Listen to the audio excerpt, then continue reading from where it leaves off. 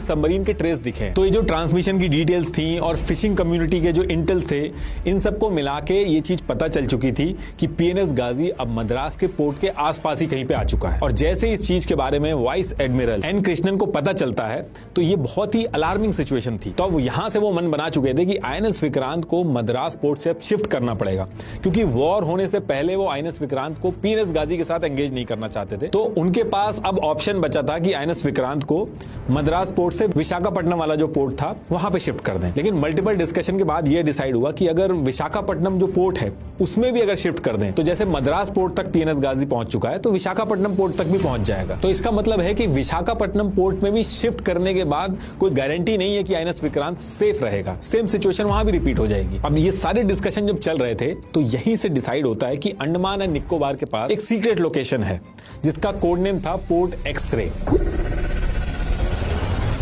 वहां आबादी बिल्कुल भी नहीं थी, पानी बहुत साफ था और इस लोकेशन का बिल्कुल भी किसी को आइडिया नहीं था। और अच्छी चीज ये थी कि ये बे ऑफ बंगाल के पास में थी, तो अगर इन केस वॉर वगैरह भी स्टार्ट होती है और अगर हम आईएनएस विक्रांत को वहां पे शिफ्ट कर देते हैं सीक्रेट लोकेशन पे, तो आईएनएस विक्रांत को एकदम से बे ऑफ बंगाल में लाना आसान होगा।